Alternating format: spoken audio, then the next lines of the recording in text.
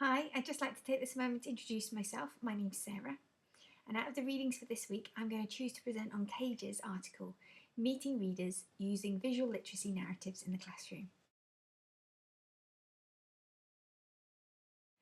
A brief summary of the article focuses on how Cage describes students being struggling readers in a traditional sense, as evidenced by Pacey, the school reader, a role I play because you require it from me. The struggle that Cage identifies is addressed by students being set the assignment of creating a literacy narrative, which they opt, some of them, to do visually using ICT. Cage says that adding the visual component grew out of seeing students' engagement increase during previous lessons and activities where they were challenged to take graphic notes when reading, to draw pictures to represent the understanding of a character.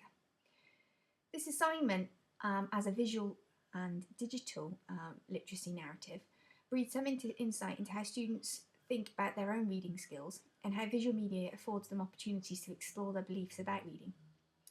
Cage notes that we might not all read the same texts, we might not all read for the same purposes, but we all engage with words, images and sounds and attempt to make meaning from them as texts that we encounter.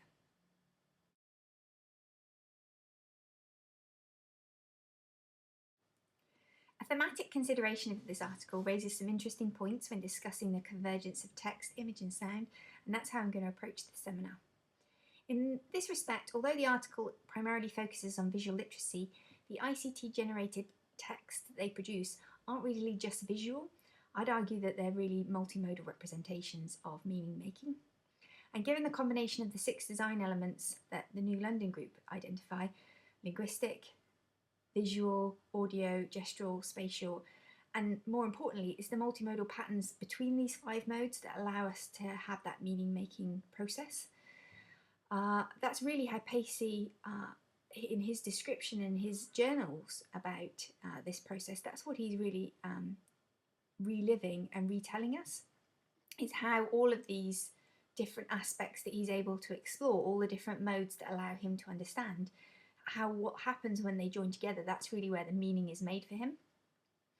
In addition, part of the revision and editing stage that Cage focuses on, although focusing on some writing prompts on one hand, it's worth noting that how Pacey describes this, the editing revision phase, is also multimodal. The way that Pacey describes moving in and out and up and down the page using colour to pull the viewer's attention to the lines as he connects, rereads, gloss, rereads, constructs meaning, re-engineering, reprocessing, redoing. It's a lot like this multimodal process is quite a bit like the remix items that we've been discussing in the previous weeks. In addition, it's definitely non-sequential, which is interesting from the standpoint that we try and develop literacy almost in a linear sense. The way that this multimodality is presented, and one of the reasons that I've done it as a relationship image on the PowerPoint slide, is that it's about the interconnections. It's not one, then the other, then the next. It's not cyclical even. It's all of the processes together combining to make meaning making. And this speaks volumes about the ways text can be accessed, and this linear approach that's so embedded in our traditional literacy approach really needs to be revisited. Another theme addressed in this article is that of seeing yourself, with the pan on visual literacy working quite well in support. The theme of seeing yourself is key to an understanding of multimodality, as it affords perspective on literacy that takes a step back from the issue of what is literacy and more of how is meaning made. And in this sense, seeing yourself is the first measure of being able to make meaning of oneself, surrounding and context. Comments from Pacey like, I'm going to show you something that I didn't know, and Cager herself noting we needed to really see one another and the possibilities of what reading really could be to get to the work at hand, have a firm starting point for what constitutes making meaning to being key to a literacy discussion, traditional or new. In this way, the visual literacy narratives produced by the students are a lot like blogging, which we've discussed in previous weeks, because they're, in the words of Hines, Said, Davies and Merchant, closely tied up with self-preservation and press information to the extent that we hope they will be acceptable as appropriate and plausible performances. In a sense, what Pacey's doing is presenting something that he is actually hoping is going to be his starting point and that it's a plausible and an appropriate performance. And fortunately, his success enables him to grow before the audience. Another theme in this article is that of airtime. And this is key to the meaning making that is so fundamental to multimodality. In this way, visual literacy narratives offer an olive branch, so to speak, to those struggling and non-struggling readers and writers who need to link their real-life passions with those that society also deem important, which is what constitutes education. Cager details a sense of the students falling over themselves to participate in this creating of a visual literacy narrative. And in this sense, the new literacy opportunities seem to bridge the gap between one's primary and secondary discourse, enabling students to use the language and develop their literacy in an individual way, instead of a voice that they do not naturally use. Finally, this article speaks volumes of how the student-teacher relationship in a traditional sense needs to be rethought. Cager, whether forced due to a lack of tech skills or not, takes a distinctive step back from engineering or assisting the design of these digital narratives. Jewett, in her article Multimodality and Literacy in School Classrooms, details that multiliteracies questions the traditional monolithic relationship between teacher and student, setting out to make the classroom walls more porous and to take the students' experiences, interests and existing technology and discourse resources as a starting point. This is certainly the case with Cage's research. No roles are distinct, defined or definite.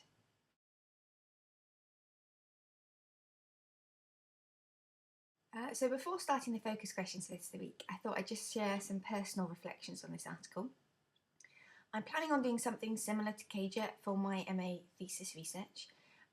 Mathematics, in the same vein that literacy in many respects, has often got a negative perception by students. They often comment or criticise the subject for having little social and cultural relevancy. The content skills they learn don't seem to help them facilitate them being more successful in society. When was the last time we used trigonometry, that kind of thing. And in no other subject do you have to justify why you're doing A, B or C as often to the students as you do in mathematics. You might get that conversation about Shakespeare, but the very fundamental principles of reading and writing you don't really have to justify in the same way that I've had students question why they need to learn logic, why they need to learn reasoning, and these are the fundamental principles behind mathematics. So without labouring on the details of my research too much, in doing something to Cager, I hope to answer the research question, how might creating and performing digital numeracy texts based on social justice themes facilitate students communicating mathematical understanding of 1, authentic real-world problems, and 2, socio-cultural contexts of mathematical concepts as part of their role in local and global communities. Moreover, the other reflection I had on this article has an overwhelming sense of sadness, a real sense that even though Pacey might have found an in, so to speak, in this project, that so many students are not given the facilities to really explore how multimodality would allow them to develop, grow, flourish, all of those things. And I think it's perhaps this sadness that drives my focus questions.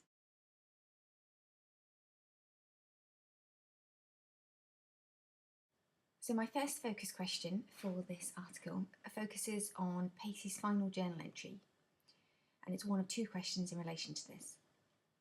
Part of me thinks that I was tricked a little into this, but in watching my video I see myself. It isn't pretty, but it's there in ways I don't see if I read through these notes.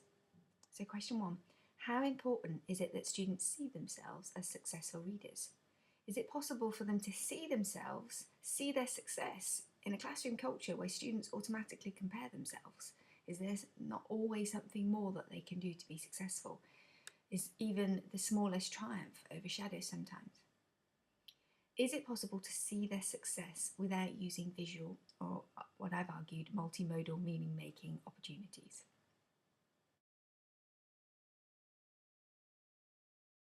The second question in regards to that statement focuses on in what ways is Pacey a reader without using print text? What exists in the interconnections of multimodality that affords a richer reading experience for him and any other student or reader? Are multimodal texts equivalent to traditional texts? And things to think about in responding to that. Food for thought. Why don't authors on multimodality, new literacies, multiple literacies, digital literacies write in a format that they promote so vigorously? Are we actually tricking students like Pacey if those who want to be part of the academic world would need to conform in a traditional and sequential sense of literacy? Focus question 3. Jewett writes, with the explicit agenda for social change, the pedagogic aim of multiliteracies is to attend to the multiple and multimodal texts and wide range of literacy practices that students are engaged with. It therefore questions the traditional monolithic relationship between teacher and student, setting out to make the classroom walls more porous and to take the students' experiences, interests, and existing technological and discourse resources as a starting point. I'll let you read that at your own pace. What is afforded to classrooms where boundaries become more porous and learning is student-driven? Things to think about in answering that question. What does a classroom culture based on a learning organisation where people continually expand their capacity to create the results they truly desire mean for the student-teacher relationship? Are there any drawbacks to a fluid teacher-student relationship? I once went on a newly qualified teacher meeting. And one teacher said he wanted the classroom to be a kind of place where students knew he had all the answers.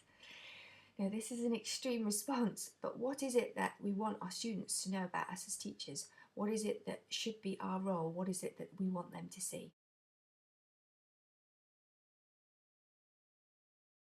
And finally, in response to that same quotation from Jewett, how can this agenda of multiliteracies with state mandated, and finally, question 4, in response to Jewett's same statement, how can this agenda for multiliteracies be negotiated when we have state-mandated high-stake assessments and curriculum full of more content that we can be taught? Now, it doesn't matter whether I'm in the UK, whether you're in Canada, whether you're teaching anywhere, there's going to be high-stake assessment tests, there's going to be self-mandated curriculum, there's going to be things that are always more important than what we seem to think is actually really important. How can we negotiate an agenda that we know is important? We know it's important for students to develop these fundamental basic skills, explore themselves, explore self-meaning, explore seeing themselves, explore seeing success. How can we do that and also negotiate